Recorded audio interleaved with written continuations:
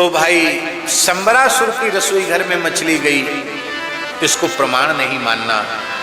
यदि मांस खाने का क्षत्रियों को विधान होता तो पितामह भीष्म युधिष्ठिर को महाभारत अनुशासन पर्व में मांस भक्षण का निषेध न कहते। इसलिए मांस नहीं खाना चाहिए, किसी भी स्थिति में मांस नहीं खाना चाहिए। बोलो भक्तवत्सल भगवान की जय।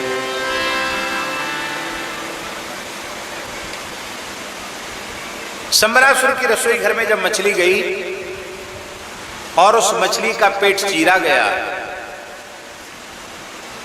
तो उसमें एक बालक निकला। यही है भगवान श्री कृष्ण के पुत्र प्रद्युम्न जी महाराज।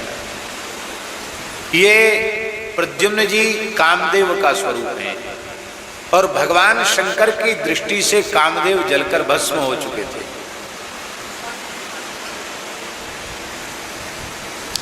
भगवान शंकर ने कामदेव की पत्नी रति को वर दिया था, कृष्ण तनय हुई यही सुत तोरा, बचन अन्यथा हो ही ना मोरा। श्री कृष्ण का पुत्र तुम्हारा पति होगा। तो कामदेव की पत्नी रति ने नारद जी से पूछा कि भगवान ने वर तो दिया है, मैं कहां मिलेंगे मुझे मेरे पति? बोले तुम अपना नाम बदल करके, वेश बदल करके संबरासुर के महल में रहो, उनकी रसोई में काम करो, रसोई में काम करते करते एक दिन तुम्हें तुम्हारा पति मिल जाए। नारद जी ने कहा, ऐसा ही हुआ। रति ने अपना नाम रखा मायावती। क्या नाम रखा? ये नाम इतना प्रसिद्ध है कि आपको बताने की आवश्यकता नहीं है। मायावती नाम अपना रखा और संबरासुर के पाकशाला में वो रहने लगी। और सौभाग्य की बात है कि मछली का पेट उसी के सामने चीरा गया और वो चुपके से बालक को लेकर के अपने निवास पर चली गई और संबरासुर से छिप करके उस बालक का पालन पोषण किया। यह इतिहास की एकमात्र ऐसी घटना है जहां पत्नी ने पति का पुत्रवत पालन पोषण किया, लालन पालन किया। केवल लालन पालन ही नहीं किया, उसे अनेक प्रकार के अस्त्र शस्त्रों का ज्ञान कराया, युद्ध की विद्या प्रदान की, अनेक प्रकार की मायाओं को का ज्ञान प्रदान किया। और जब प्रद्युम्न जी 16 वर्ष के हो गए, कवच धारण करने के योग्य हो गए, तो एक दिन शुभ मुहूर्त में मायावती ने प्रद्युम्न जी को कवच धारण कराया। बड़े सुंदर लग रहे थे ढाल तलवार लेकर के प्रद्युम्न जी। उनको देख करके, आखिर तो पत्नी है ना, वो रीझ गई उस रूप को देख करके और उनको अपनी ओर आकृष्ट करने का हाव भाव कटाक्ष से अपनी ओर आकृष्ट करने लगी।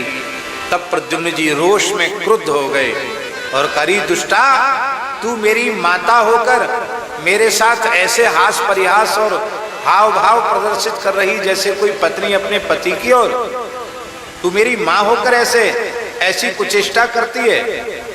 तब हंसते हुए रति, मायावती नाम धारणी रति ने कहा कि मैं आपकी जन्मदात्री माता नहीं हूं, आपकी जन्मदात्री माता तो भगवती महालक्ष्मी का स्वरूप श्री रुक्मिणी जी हैं, आपके पिता द्वारकाधीश भगवान श्री कृष्ण हैं। संबरासुर आपको सूतिकागार से हरण करके लाया, उसने समुद्र में डाला, मछली के पेट में आप चले गए और मैंने तो केवल आपका पालन पोषण किया है। आप साक्षात कामदेव हैं और मैं आपकी अधिकृता पत्नी रति हूं। संबरासुर को मारने के लिए ही आपका जन्म हुआ है और मैंने जो अस्त्र शस्त्रों का ज्ञान आपको कराया है, मायाओं का ज्ञान कराया है, वो संबरासुर से युद्ध के लिए। अब समय आ गया, संबरासुर से युद्ध करो। तब प्रद्युम्न जी ने ताल ठोककर संबरासुर को ललकारा और अधर्म पूर्वक नहीं, द्वंद्व युद्ध करके, धर्म युद्ध करके संबरासुर का वध किया। और संबरासुर का वध करके श्री प्रद्युम्न जी महाराज अपनी पत्नी रति के सहित आकाश मार्ग से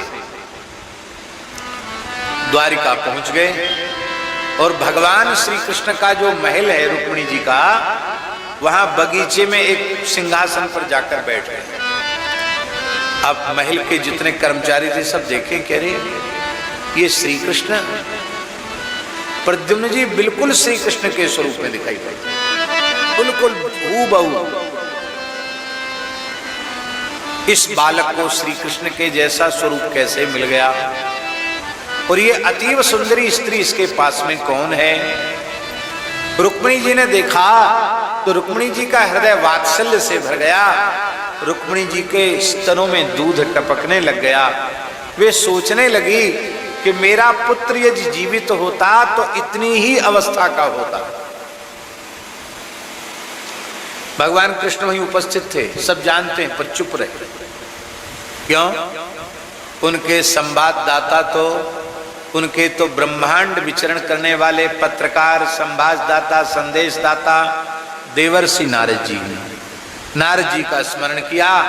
नारद जी प्रकट हो गए और वीणा बजा करके कैसे कैसे इन्होंने संबरासुर का वध किया और कैसे वहां से यहां तक आए, सारी घटना का आद्योपांत वर्णन करके सुनाया।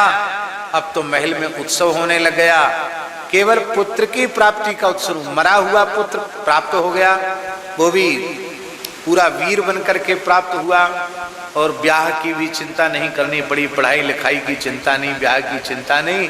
बहू लेकर आया तो पुत्र और पुत्र वधू की प्राप्ति का द्वारिका में उत्सव मनाया जाने लग गया।